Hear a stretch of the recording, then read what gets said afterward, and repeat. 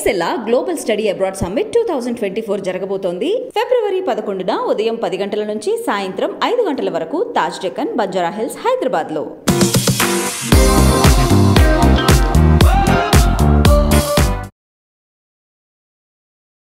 Hi hello అందరికీ నమస్తే, welcome back to iDream media. అప్పుడు ఏంటంటే చాలామందికి మోకాళ్ళ నొప్పుల గురించి అవి చాలా క్వశ్చన్స్ ఉన్నాయి.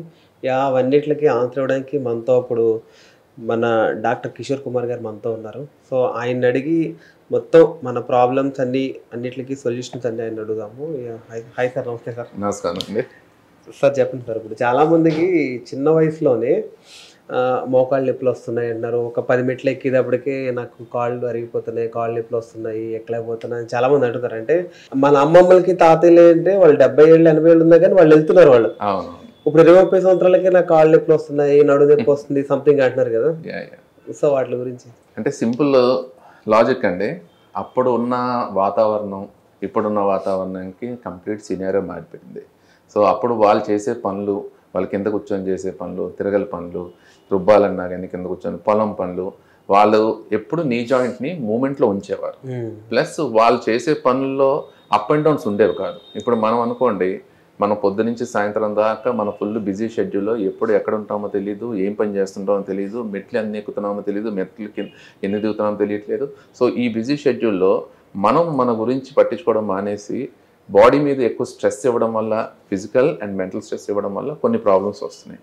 దాంట్లో ప్రధానంగా ఏంటంటే 40 సంవత్సరాల నుంచే మోకాళ్ళ నొప్పులు అనేది చాలామంది స్టార్ట్ అయింది. సో ఇది ముందు నుంచి కూడా ఉండేది, ఇప్పుడు కూడా సేమ్ అదే ప్రాబ్లం రిపీట్ అవుతుంది. కానీ 40 సంవత్సరాల నొప్పులు రావడానికి కారణం బేసిక్ ఏంటంటే, ముడుకు ఎవరన్నా మనం ఒక డాక్టర్ గారి దగ్గరికి వెళ్ళాం అంటే ఆర్థోపెడిషన్ గారి దగ్గరికి ఎవరన్నా, సార్ మీకు ముడుకు అరుగుదల స్టార్ట్ అయ్యిందండి, సో మీరు కొంచెం జాగ్రత్తగా ఉండాలండి, మఠం వేసుకోవడము, మెట్లు ఎక్కడము, కింద కూర్చోవడం అది ఆపాలండి అని అంటారు. సో 40 ఇయర్స్కే వాళ్ళకి ఏంటంటే ఒక డైనమాల్లో పడిపోతారు. అదేంటి నేను 40 ఇయర్స్కే నాకు అరిగిపోవడం ఏంటి, నేను కింద అప్పుడే కూర్చోవడానికి అవ్వదంటున్నారు డాక్టర్ గారు అనేసి వాళ్ళు ఇంకా ప్రికాషనరీస్ తీసుకుంటారు. వెస్టర్న్ ల్యాబొరేటరీ వాడడం, ఇండియన్ వాడడం అనేసి ఇవన్నీ.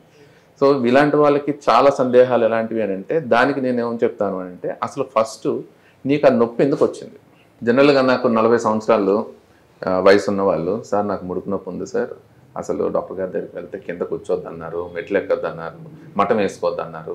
సో ఇవన్నీ నేను చేయడం మానేస్తే ఫ్యూచర్లో నా పరిస్థితి ఏంటి సార్ అనేసి వచ్చిన వాళ్ళు ఉంటారు. మరి మీకు ఎవరైనా చెప్పారా అని అంటే, మామూలు ఫిజియోథెరపీలో ఏమైనా ఆప్షన్ ఉందా అనేసి అడగడానికి వచ్చాను సార్ అంటారు. సో ఫస్ట్ అండ్ ఫార్మోస్ట్ ఆయనకి ఏ టైప్ ఆఫ్ పెయిన్, అసలు ఎక్కడ వస్తుంది. ముడుకంటే చాలా కాంప్లికేటెడ్ ఏరియా. ఇప్పుడు మనం చిన్న దాని మోడల్ తీసుకున్నాం అనుకోండి, ఇది మన నీ జాయింట్. సో నీ జాయింట్లో పైన ఫేమర్ అన్న బోన్ ఉంటుంది, కింద టిబియా ఫిబులా అన్న బోన్ ఉంటుంది. ఈ రెండింటి మధ్యలో వచ్చే జాయింట్ని నీ జాయింట్ అంటాం. సో ఈ నీ జాయింట్కి పెయిన్ అన్నది, ఈ మొత్తం నీ జాయింట్లో ఎక్కడ పెయిన్ వచ్చినా కానీ మోకాళ్ళ నొప్పి వేసుకుంటారు. దానికి చాలా కారణాలు ఉండొచ్చు. So first and foremost 40 years ఉన్న వాళ్ళకి, 45 ఇయర్స్ ఉన్న వాళ్ళకి ఎర్లీ స్టేజ్ ఆఫ్ నీ పెయిన్కి కారణం ఏంటంటే, మనము చెప్పు అంటాం, మోకాలు చెప్ప పైన మనం ఇలా కదిలిస్తుంటే కదులుతుంది కదండి, ఈ పార్ట్ అన్నమాట. దీన్ని మోకాలు చెప్పు అంటాం. జనరలైజ్డ్గా ఈ మోకాలు మనకి బెండ్ చేస్తున్నప్పుడు, తెరుస్తున్నప్పుడు ఈ చెప్పు ఏం చేస్తుందని అంటే, నీని లాక్ చేయడానికిను, నీని స్టేబుల్గా ఉంచడానికి ఉపయోగపడుతుంది. కానీ మనకి ఇప్పుడున్న బిజీ షెడ్యూల్లో వాటిల్లో జనరల్గా జనాలు ఏదన్నా చిన్నది కాలు బెనికినా, లేకపోతే బైక్ మీద ఒక రోజుకి 60 కిలోమీటర్స్ నడిచిన వాళ్ళకి, అలాంటి వాళ్ళకి కూడా నీ పెయిన్ వస్తుంది. సో అలాంటి వాళ్ళు ఏమంటారని అంటే, సార్ నేను ఎక్కువ నడవడం అది చేయను, బైక్ మీద ట్రావెల్ చేస్తుంటాను, అయినా కానీ నాకు నీ పెయిన్ వస్తుంది అని అంటే, దీనికి కారణం ఏంటంటే సింపుల్ లాజిక్ అండి. ఈ పెటల్లా అన్న బోను ఈ 2 బోన్స్ మీద మూవ్ అవుతుంది కదా, కానీ ఈ పెటల్లా బోన్ అనేది ఎప్పుడు ఈక్వల్గా సేమ్ ప్లేన్లోనే మూవ్ అవ్వాలి. కానీ ఒక్కొక్కసారి ఆ పెటల్లా బోన్ సైడ్కి అయ్యి ఈ బోన్ ఇలా అవుతున్నప్పుడు మూవ్ అవుతుంది అనుకోండి, సో దాని ప్లేస్లో అది లేకుండా పక్కకి వెళ్ళి మూవ్ అవుతుంది కాబట్టి ఆటోమేటిక్గా అలైన్మెంట్ తేడా వచ్చింది. So simple logic. మనం ఏంటంటే, మన కారు ఉంది, ఒక 5000 కిలోమీటర్స్ 10,000 కిలోమీటర్స్ అలైన్మెంట్ చేయాలండి అని అంటారు. ఒకళ్ళు చేయకపోతే ఏమవుతుందంటే 4 టైర్లు ఒక టైర్ అరిగిపోతుంది, ఎక్కువ అడ్డదిడ్డంగా అరిగిపోతుంది. సో అలైన్మెంట్ చేస్తేనే ఆ టైర్ సెట్ అవుతుందండి అని అంటారు. ఇది కూడా సేమ్ అదే లాజిక్. ఇన్ని రోజులు లేదు, 40 ఇయర్స్ దాకా నీకు పెయిన్ లేదు, 40 ఇయర్స్కి ఎందుకు వచ్చింది అని అంటే ఏంటంటే అలైన్మెంట్ తేడా అంటే సింపుల్గా పెటల్లా ఏదో పక్క జరిగింది. దాన్ని జరగడానికి కారణం ఏంటి అని అంటే, ఈ మోకాల నుంచి తొడదాకా వెళ్ళే కండరాలు 4 కండరాలు మెయిన్, ఈ పెటల్లాలోంచి వెళ్ళేది 4 కండరాలు.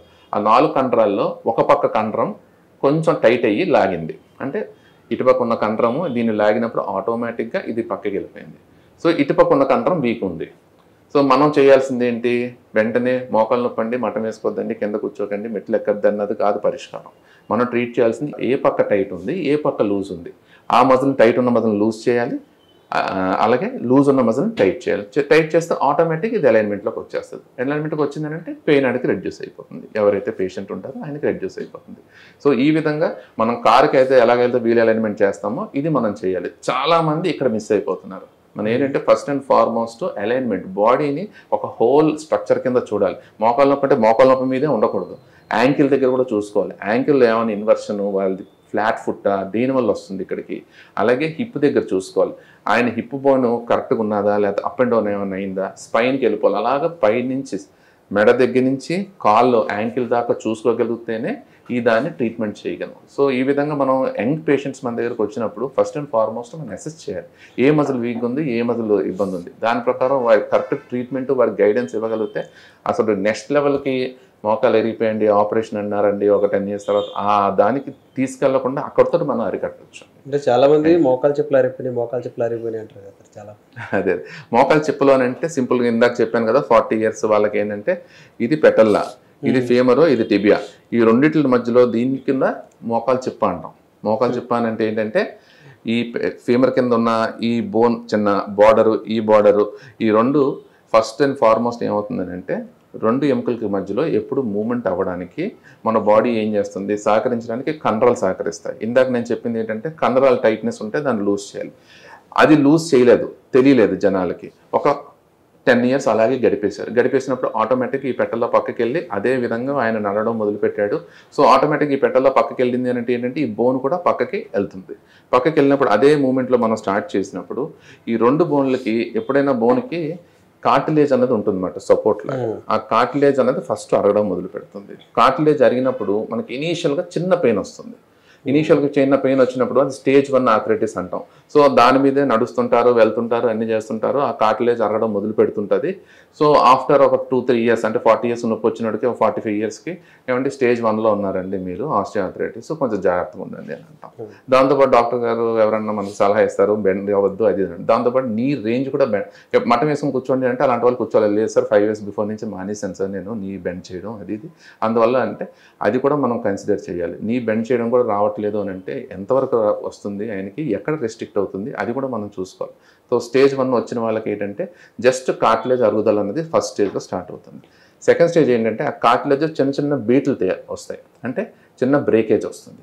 బ్రేకేజ్ వచ్చి సెకండ్ స్టేజ్లో ఏమవుతుందంటే ఆ బ్రేకేజ్ ఇలా అంటే మూమెంట్ ఇలాగ ఇస్తున్నాం, కంప్లీట్ రేంజ్ ఇది ప్లస్ ఇలాగ వెళ్తుంది, కంప్లీట్ ఎక్స్టెన్షన్ వెళ్తున్నప్పుడు ఎక్కడైతే బీట్లు రాలుతాయో అది మళ్ళీ బోన్ మీద బోన్ రాసుకోవడం వల్ల పెయిన్ ఎక్కువ అవుతుంది. ఇప్పుడున్న పెయిన్ 25% అయితే అప్పుడు 50% వెళ్తుంది. అది సెకండ్ స్టేజ్. థర్డ్ స్టేజ్ ఏంటంటే ఆ బీట్లు రాలిపోయి లోపల ఉన్న బోన్ ఎక్స్పోజ్ అయిపోతుంది. లోపల ఉన్న బోన్ ఎక్స్పోజ్ అయ్యిందనంటే బోను ర్యాపిడ్ అవుతుంది. ఇంకా ఫోర్త్ స్టేజ్ అంటే అసలు కార్టిలేజ్ అన్నదే ఉండదు, మొత్తం ఎగిరిపోయి ఉంటుంది. సో బోన్ టు బోన్ రాసుకోవడం వల్ల అస్సలు మనం ఇంకా దాన్ని వేరే ఆప్షన్ కూడా ఉండదు అనమాట. So we have to go for surgery. So ఏ స్టేజ్లో మన దగ్గరికి వస్తారో ఆ స్టేజ్ ప్రకారం మనం వాడికి ట్రీట్మెంట్ చేసుకోగలిగితే నెక్స్ట్ స్టేజ్కి వెళ్ళకుండా ప్రివెంట్ చేయొచ్చు, లేకపోతే స్లో డౌన్ చేయొచ్చు. ఒక 5 yearsలో నువ్వు నీ రీప్లేస్మెంట్కి వెళ్ళాలి రా అన్న పేషెంట్ని మనం we can go for 15 to 20 years without knee replacement. So ఇలాగ మనం చేసేటప్పుడు చిప్పలు అరిగాయి అన్నదాన్ని సింపుల్ లాజిక్ ఏంటంటే ఏదైనా కానీ అలైన్మెంట్ తేడా ఉంటే మోకాళ్ళు అలాగ స్టేజ్ అయ్యే కొద్దీ 5 to 6 yearsలో అరుగుదల అన్నది ఎక్కువ అవుతుంది. సో ఫస్ట్ స్టేజ్లో మనం అరికడితే ఇంకెక్కడికి సెకండ్ థర్డ్ దాకా వెళ్ళడానికి ఆస్కారం లేదు. చాలా మంది అయితే పర్ఫ్యూమ్ బ్యాక్ పాకెట్లో పెట్టద్దు. ఇది చాలా సింపుల్ కనిపిస్తుంది కానీ టర్మ్ ఈ పర్ఫ్యూమ్ పెట్టద్దు ఏంటి దానికి దీనికి సంబంధం ఏంటంటే ఇది చాలా ఇంపార్టెంట్ పాయింట్ మీరు అన్నది. ఎందుకంటే నేను చాలా పేషెంట్స్కి వచ్చిన వెంటనే మీరు అంటే బ్యాక్ పెయిన్ సార్ అంటే ఏం చేస్తుంటారు మీరు అంటే ఎక్కువసేపు బ్యాంక్లో కూర్చుంటానండి, సిట్టింగ్ జాబ్ అది అని అంటారు. సో పర్స్ ఎక్కడ పెడతారు అని అంటారు, బ్యాక్ పాకెట్లో పెడతాం సార్. వెంటనే ఆ పర్స్ తీసి ఫ్రంట్ పాకెట్లో పెట్టి 1 week చూడండి అని అంటాం. 90% తగ్గిపోయిన వాళ్ళే. అంటే ఏంటంటే ప్రతి పెయిన్ తగ్గిపోద్దని కాదు, అది ఒకవేళ తగ్గకపోతే 1 week పెట్టినా కూడా మీరు తగ్గకపోతే అప్పుడు నెక్స్ట్ లెవెల్కి వెళ్తాం. అంటే ఏంటి లోపల ఏమైనా అండర్లైనింగ్ కాజ్ ఉందా, సో అది మజిల్ దాకే ఉందా, మజిల్ నుంచి వెన్నుపూస దాకా వెళ్తుందా, ఆ స్ట్రెయిన్ ఏమన్నా అన్నది అప్పుడు క్రాస్ చెక్ చేసుకుంటాం. సో సింపుల్ లాజిక్ ఏంటంటే సీట్కి మనం ఒక పక్క పర్స్ పెట్టాము అని అంటే ఆటోమేటిక్గా ఒక పక్క హైట్ వచ్చేస్తుంది. హైట్ వచ్చిందా అని అంటే మన నడుము ఆటోమేటిక్ ఒక పక్కకి ఇలాగా లెగుస్తుంది. లెగిసినప్పుడు అది కాంపన్సేట్ చేయడానికి మనం లేచినప్పుడు ఇలా ఉండలేం కదా, సో బాడీ ఏం చేస్తుంది, ఇలా సర్దుకుంటాం. ఇలా సర్దుకుంటాం. కానీ మిమ్మల్ని నేను చూసినప్పుడు ఎలా ఉంటానంటే నేను స్ట్రైట్గా మాట్లాడుతున్నట్లు ఉంటాను, కానీ నా బాడీ మొత్తం బెండ్ అయిపోయి ఉంటుంది. ఆ బెండ్ అయినప్పుడు ఇలా బెండ్ అయినప్పుడు ఏం చేస్తుంది, ఈ బాడీని మెయింటైన్ చేయడం కోసం ఒక పర్టికులర్ మజిల్ దాన్ని ఆపుతుంది. ఇటుపక్క వెళ్ళిపోతే పడిపోతానని చెప్పి ఇటుపక్క బాడీ తీసుకొచ్చి ఇలా ఆపుతుంది. ఆపుతున్న మజిల్ ఏమవుతుంది, ఓవర్ స్ట్రెయిన్ అవుతుంది. అంటే ఓవర్గా దాన్ని పని చేస్తుంది రెగ్యులర్ పని కన్నా. సో ఇక్కడ మజిల్ పట్టేస్తుంది. వాడు అలా ఒక 1 month అలాగే కూర్చోవడం మొదలు పెట్టాడనుకో ఖచ్చితంగా ఇక్కడ స్టార్ట్ అయిపోతుంది నొప్పి. ఇటుపక్క అయితే హైక్ అవుతుంది, అటుపక్క నొప్పి స్టార్ట్ అవుతుంది. సో వెంటనే మన దగ్గరకు వచ్చినండి ఏ మజిల్ పడుతుంది. అందుకనే ఫస్ట్ పర్స్ తీసేసాడు అనుకోండి ఆటోమేటిక్ సెట్ అయిపోతే ఓకే. లేదు ఇంకా బాగా ఎక్కువ టైట్గా ఉంది మజిల్ అంటే మనం ఫిజియోథెరపీ ద్వారా వేరే మొడాలిటీస్ ద్వారా ఆ మజిల్ని రిలీజ్ చేస్తే ఆటోమేటిక్ తగ్గిపోతుంది. ఈ చిన్న చిన్న చిట్కాలు ఏవండి, ఎంతకన్నా పెద్ద ప్రాబ్లం ఏం కాదు ఇది. చాలా మంది ఒక 2 hours కార్లో కానీ బైక్లో కానీ లేకపోతే బస్సులో కానీ ఎక్కడికైనా ట్రావెల్ చేసి దిగిన వెంటనే నడుము స్ట్రైట్ అవ్వదు. వాళ్ళు కొంచెం నడుము ఇచ్చుకోవాలి ఇలా అనుకొని 2 చేతులు పెట్టుకొని ఇరుచుకొని కొంచెం ఫ్రీ అయ్యి అప్పుడు ఒక 5 అడుగులు వేస్తే కానీ వాళ్ళు సర్దుకోరు. సో అది కూడా ఎలాగైతే ఇందాక నీ గురించి చెప్పాను, ఇది కూడా ఇనీషియల్ స్టేజ్ అనమాట. ఇనీషియల్ స్టేజ్ అంటే ఏంటంటే కంటిన్యూగా ఒక పొజిషన్లో మన బాడీని మెయింటైన్ చేసాం. ఒక 2 hours ఒక పొజిషన్లో మెయింటైన్ చేసాం. ఎలా మెయింటైన్ చేస్తున్నాం, ఇదిగోండి ఇది చిన్న మోడల్. మనం ఈ పొజిషన్లో ఇప్పుడు ఈ 2 కాళ్ళని ఇలా పెట్టేసి ఇది సిట్టింగ్ పొజిషన్, ఇది స్పైన్. ఇది కూర్చున్నప్పుడు ఆటోమేటిక్గా ఈ కాలు ఇలా బెండ్ చేసి 90 degrees మనం కూర్చున్నప్పుడు ఈ స్పైన్ నార్మల్ పొజిషన్ ఏంటి అని అంటే చిన్న కర్వేచర్ నడుము దగ్గర, ఇది నడుము పూస, ఇది థొరాసిక్ అంటే బ్యాక్ పూస, ఇదేమో స్పైన్, అది సర్వైకల్ స్పైన్. సర్వైకల్ స్పైన్ 7 ఉంటాయండి, థొరాసిక్ స్పైన్ 12 ఉంటాయండి, లంబార్ స్పైన్ 5 అండి, ఇంకా శాక్రం 5, తర్వాత కాక్సిక్స్ 4. సో ఇలాగ మొత్తం వెన్నుపూస ఇది. సో వెన్నుపూసలో మనకి ఏంటంటే థొరాసిక్ స్పైన్కి మనకు రిబ్ కేజ్ అంటే పక్క టెంకుల్లో సపోర్ట్ ఉండడం వల్ల దీని మీద అంత ప్రభావం ఉండదు, ప్లస్ ఎక్కువ ఇబ్బంది ఉండదు. దీనికి ఏ సపోర్ట్ ఉండదు.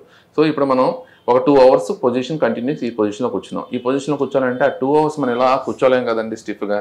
ఏదో ఒక పొజిషన్లో మనం రిలాక్స్ అవ్వడానికి ట్రై చేస్తాం. ఇలా రిలాక్స్ అయిపోతాం. రిలాక్స్ అవుతున్నాము అని అంటే ఏంటవుతుంది, ఈ మజిల్ని ఈ పోస్చర్ని మనం చిన్న ఆల్టర్ చేస్తాం. ఆల్టర్ చేసి ముందుకు వస్తున్నాం.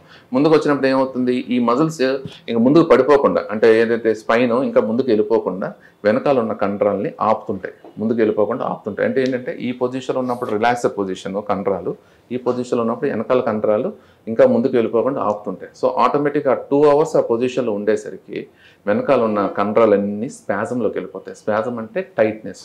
ఆ టైట్నెస్ వెంటనే మనం దిగిన వెంటనే రిలాక్స్ అవ్వలేవు.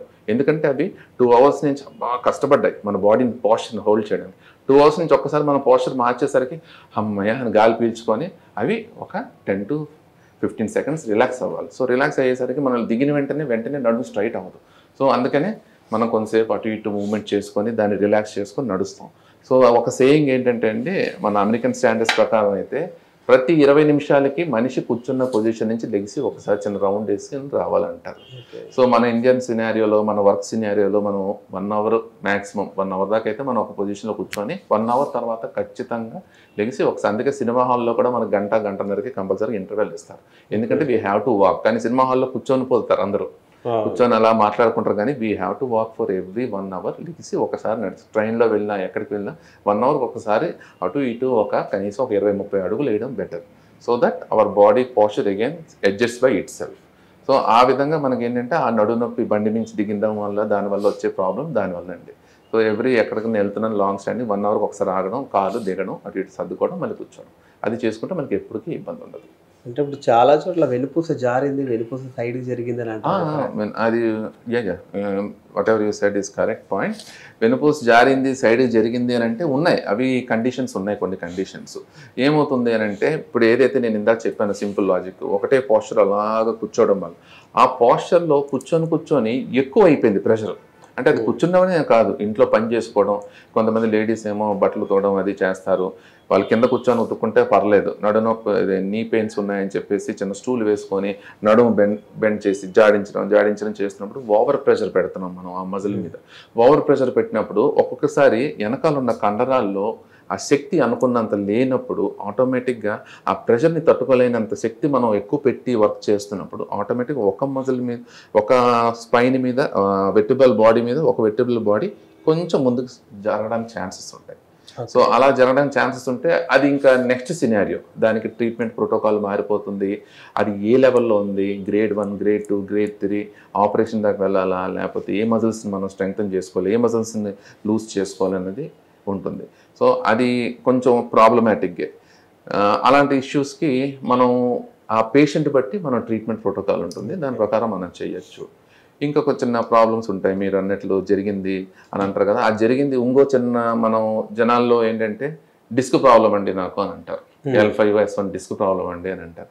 డిస్క్ ప్రాబ్లం అయితే ఏమొస్తుందమ్మా మీకు ఇబ్బంది? నా దగ్గరకు వచ్చి సార్ నాకు L4, L5 డిస్క్ సార్ అని అడుగుతారు. డిస్క్ అని అంటే ఏంటమ్మా అని అంటే లోపల ఏదో జరిగిందన్నారు సార్ అని అన్నారు. జరిగిందన్నారు, నీకేంటి ఇబ్బంది అమ్మా అని అంటారు.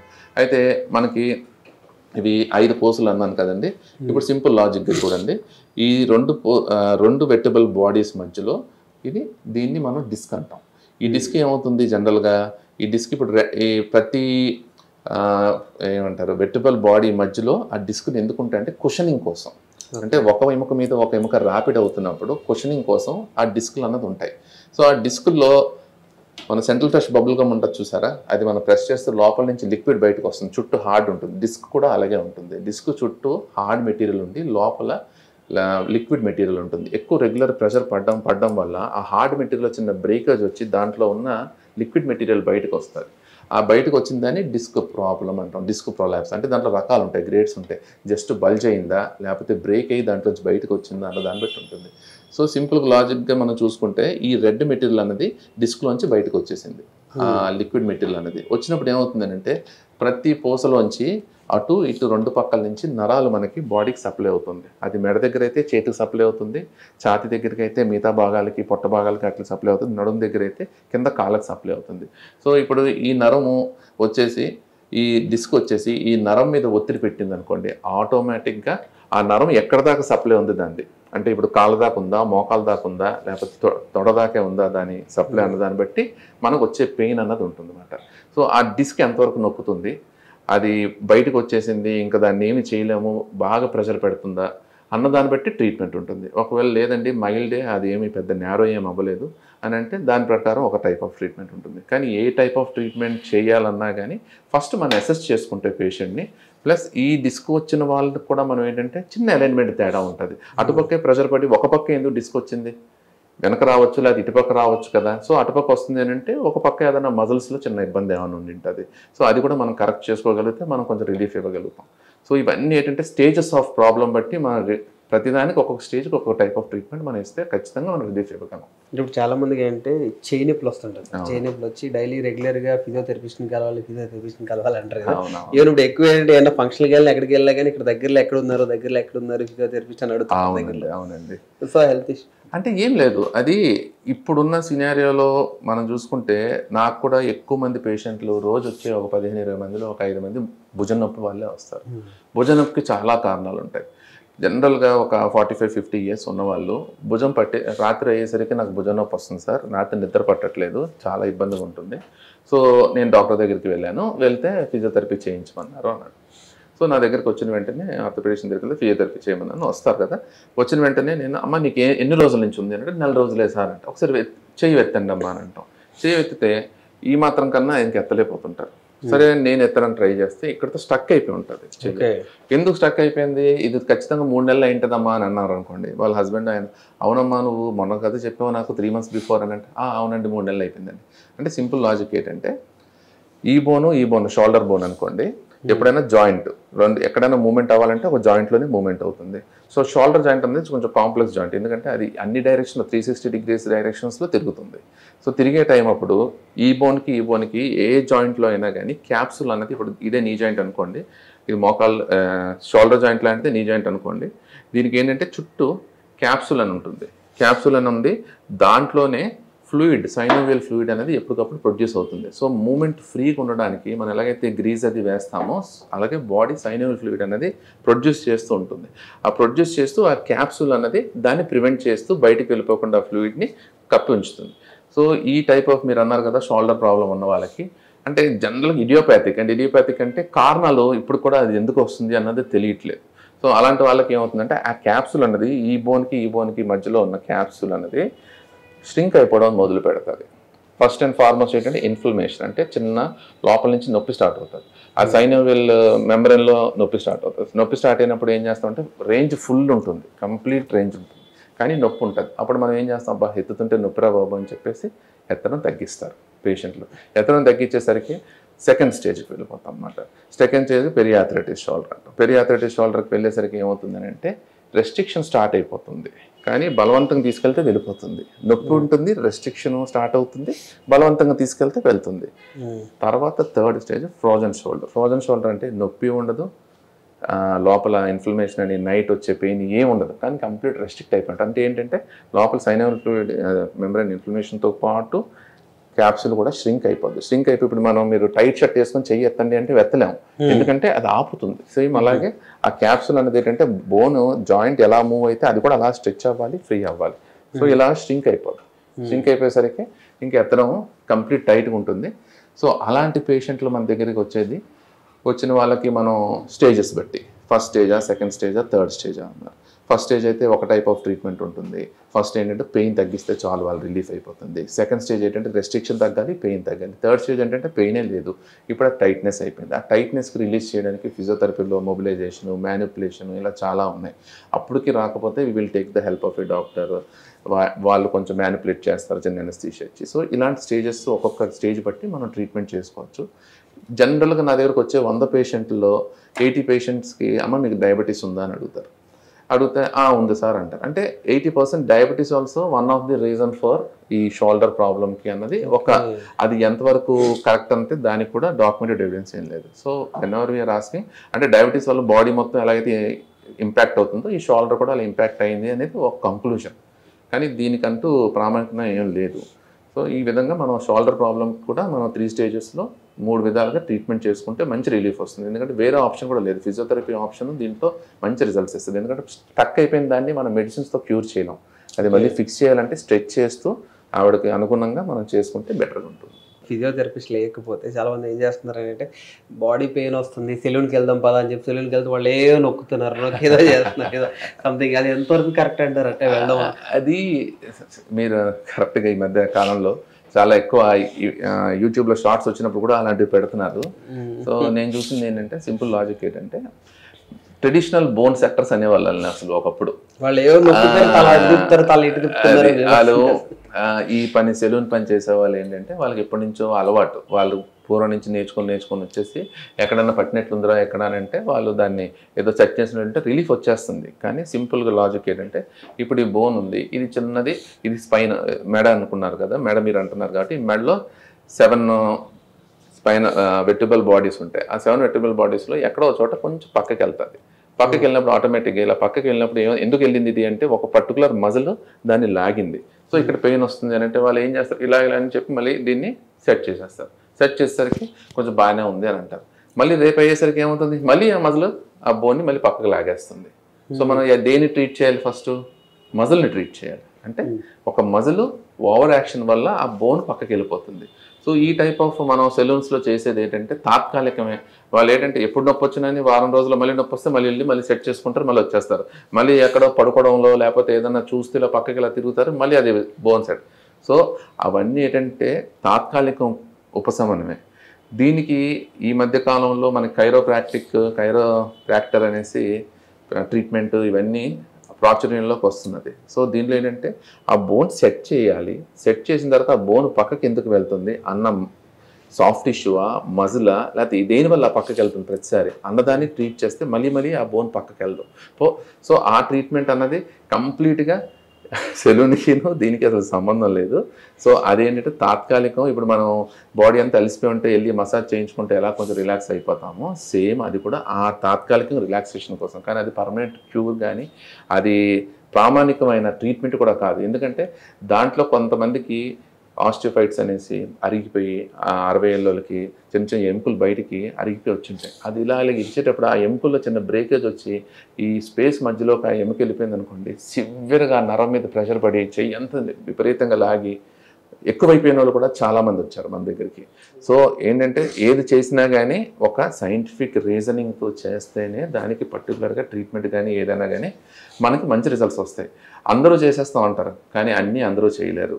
సో అది ఒక్కటి మనం గుర్తుపెట్టుకోవాలి. వెళ్ళేటప్పుడు ఖచ్చితంగా క్వాలిఫైడ్ ఫిజియోథెరపిస్ట్ అని చూసుకొని వెళ్తే ట్రీట్మెంట్ కూడా మీకు బెటర్ ట్రీట్మెంట్ ఇవ్వగలుగుతాం. అంటే చాలామంది లేవగానే నరం పట్టేసింది, నాకు ఇక్కడ పెయిన్ వస్తుంది, ఇట్లా సైడ్ ఫేస్ ఇట్లా పట్టేసింది అంటారు.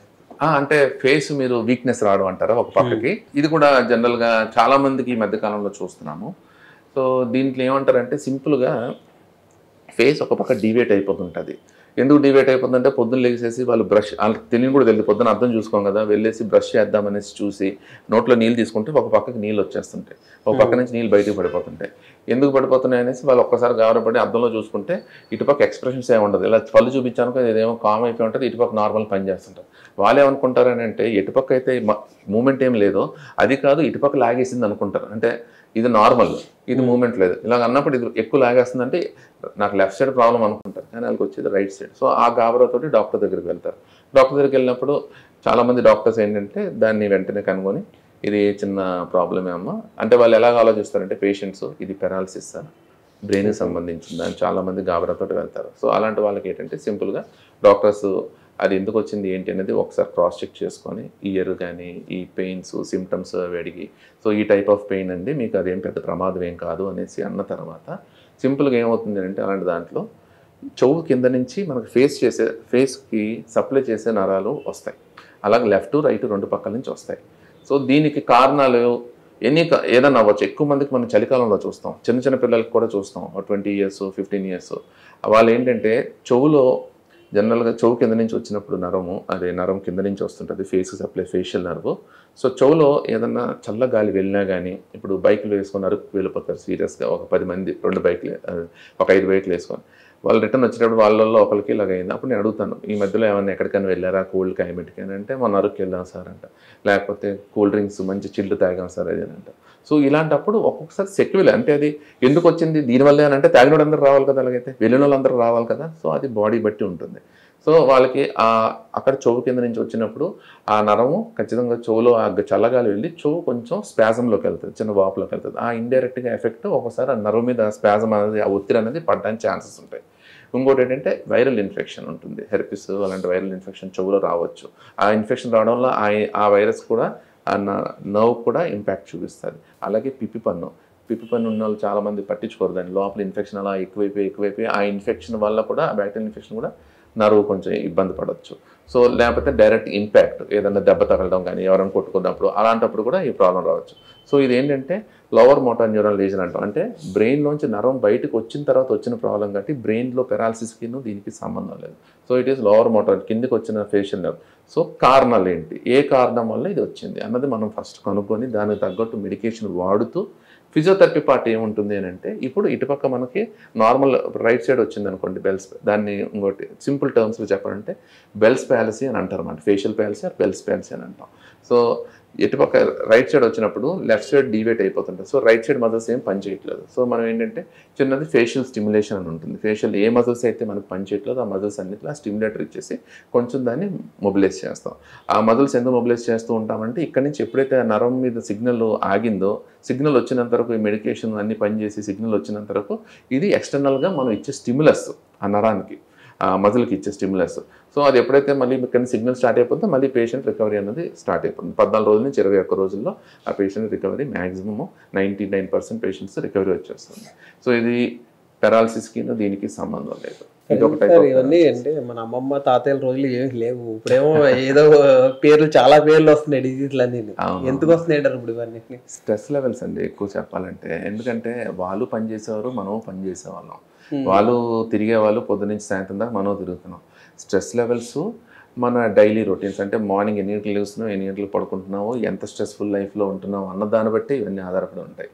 సో మెకానికల్ ప్రాబ్లం అంటే ఇప్పుడు ఎనీ పెయిన్ మనకి లోపల అంటే ప్యాథలాజికల్ అంటే ఏదో జబ్బు వల్ల లేకపోతే టీబీ స్పైనో లేకపోతే టీబీ బోనో వచ్చడం వల్ల వచ్చే ప్రాబ్లం కాకుండా మిగతా ఏ టైప్ ఆఫ్ పెయిన్స్ అయినా అంటే అవన్నీ మెకానికల్ పెయిన్. మెకానికల్ అనేది ఏంటంటే స్ట్రెయిన్ అవ్వడం వల్ల వస్తుంది. చాలామంది ఏంటంటే పడుకుంటే తగ్గిపోయిందండి, మళ్ళీ మరుసటి రోజు వచ్చేసి బైక్ తీస్తే వచ్చేసిందండి. ఎందుకంటే ఇవన్నీ స్ట్రెస్ రిలేటెడ్. దాన్ని మనం సీరియస్గా తీసుకోకుండా ట్యాబ్లెట్ వేసుకొని ఏదో పడుకొని అలా కాలక్షేపం చేసామనుకోండి, అవన్నీ లాంగ్ టర్మ్గా ఈ ప్రాబ్లమ్స్ వస్తున్నాయి. ప్లస్ వర్క్ టైమింగ్స్, మనం వర్క్ చేసేది ఒకప్పుడు పొద్దున్న వెళ్ళిపోతారు, సాయంత్రం 5 గంటలకల్లా వచ్చేసేవారు, హ్యాపీగా ఇంట్లో ఏదో ఉండేసుకొని 9 గంటలకల్లా పడుకునేవారు. ఇప్పుడు మన స్ట్రెస్ లెవెల్స్ కంప్లీట్గా మారిపోయి, స్ట్రెస్ లెవెల్స్ వల్ల ప్లస్ కొన్ని హార్మోనల్ చేంజెస్, స్ట్రెస్ లెవెల్స్ వల్ల కొన్ని హార్మోనల్ చేంజెస్ అవుతాయి. హార్మోన్ చేంజెస్ అవ్వడం వల్ల కూడా బాడీ మొత్తం పెయిన్స్ వస్తాయి. దాన్ని ఫైబ్రోమైలజీ అని అంటారు. రకరకాల పేర్లు ఉన్నాయి. ఆటో ఇమ్యూన్ డిజార్డర్స్లో వచ్చే కొన్ని ఉంటాయి. సో దీనికి సపరేట్గా వేరే ట్రీట్మెంట్ ఉంటుంది. ఇప్పుడు బాడీ మొత్తం నాకు ఒక పేషెంట్ వచ్చేసి మెడ దగ్గర నుంచి కాలు దాకా లాగేస్తుంది సార్, మొత్తం అన్ని పెయిన్స్ సార్ అంటే నేను చేయడానికి ఏముండదు ఫిజియోథెరపీ ఆస్పెక్ట్ పరంగా. ఎందుకంటే బాడీ మొత్తం వచ్చింది ఏంటంటే సిస్టమిక్ ఇన్వాల్వ్మెంట్, అంటే సిస్టమ్ ఎక్కడో ఆల్టర్ అయింది. అలాంటి వాళ్ళని మనం ముందు మెడికల్ అటెన్షన్ తీసుకోవడం, లేకపోతే హోమియోపతిక్ ట్రీట్మెంట్ తీసుకోవడం. ముందు ఆ టైప్ ఇంటర్నల్గా ఏమవుతుంది ఫస్ట్ అంటే, నేను ఏంటంటే వచ్చారు కదా పెయిన్స్, ఈ మిషన్ పెట్టండి, ఆ మసాజ్ అది చేసేయండి, ఈ మ్యానిపులేషన్ చేసేయండి అంటే క్యూర్ ఉండదు. ఫస్ట్ కాజ్ కనుక్కోవాలి. నేను ఏ పేషెంట్కి వచ్చినా కాజ్ కనుక్కోమంటాను. Treat the cause then the symptom. మనం ఆటోమేటిక్గా కాజ్ని ట్రీట్ చేస్తే సిమ్టమ్ అన్నది, సిమ్టమ్ అంటే ఏంటి, నొప్పి. నొప్పికి కారణం ఏంటి, ఎక్కడో ఆల్టర్ అయింది, ఆ ఆల్టరేషన్ ట్రీట్ చేయాలి. మనం సిమ్టమ్ నొప్పి మంది వేసుకోవాలంటే తగ్గదు, ఆ సిమ్టమ్ కాజ్ని ట్రీట్ చేస్తే తగ్గుతుంది. సో అలాగా మనం అసెస్ చేయడం రావాలండి. ఒక ఫిజియోథెరపిస్ట్ కింద చాలా వైడ్ మాకు స్కోప్ ఉంది. కానీ చాలామంది ఏంటంటే ఆ మిషన్ల దాకా ఓన్లీ ఆ ఎక్సర్సైజుల దాకే ఆగిపోతుంది స్కోప్. ఆ స్కోప్ అక్కడితో ఆగకూడదు. ప్రతి కండిషన్ని కాజ్ ఏంటి, కారణం ఏంటి, దీని ట్రీట్మెంట్ మన చేతుల్లో ఉందా వేరే వాళ్ళ చేతుల్లో ఉందా అన్నది అసెస్ చేసుకోగలిగితే మంచి రిజల్ట్స్ ఇవ్వచ్చు ఫిజియోథెరపీ ట్రీట్మెంట్లో మనం. అలాగే మీరు వెల్స్పైల్స్ అన్నదానికి కూడా మా వంతు కింద మేము స్టిమ్యులేషన్ దాకా ఇవ్వగలం. మిగతావన్నీ మెడికల్గా వాళ్ళు అటెండెన్స్ చూసుకుంటే మనకు అన్ని విధాలుగా అంటే హోలిస్టిక్గా అందరూ యాక్ట్ అవ్వాలి. డాక్టర్ యాక్ట్ అవ్వాలి, ఫిజిషియన్ యాక్ట్ అవ్వాలి, orthopaedician, physiotherapist, nursing care, homeopathy అందరూ హోలిస్టిక్గా చేయగలిగితేనే ట్రీట్మెంట్ అనేది కరెక్ట్గా చేయగలం మనం. ప్రజెంట్ చాలా చోట్ల సయాటికా సార్ ఇక్కడ వస్తుంది సార్ నడుము నొప్పి, లేకపోతే ఇక్కడ వస్తుంది సార్, లేకపోతే కాలు లాగేస్తుంది సార్, కాల్ మొత్తం లెఫ్ట్ సైడ్ మొత్తం పనిచేయట్లేదు. సో సయాటిక్ పెయిన్లో కూడా కరెక్ట్గా మనం కంప్లీట్గా అసెస్మెంట్ చేయాలి. ఎందుకంటే పెయిన్ అన్నది చాలా రకాలు. సయాటిక్ నర్వ్ అన్నారు కదండి, సింపుల్గా ఈ 3 పూసలు L3, L4, L5 ఈ మధ్యలోంచి నరాలు వస్తాయి. ఈ నరాలు వచ్చేసి ఈ నరాలు మొత్తం కింద అయ్యేసరికి సెగ్రిగేట్ అయ్యి ఒక పెద్ద నరం కిందకి వెళ్తుంది, కాలుకి సప్లై చేస్తుంది.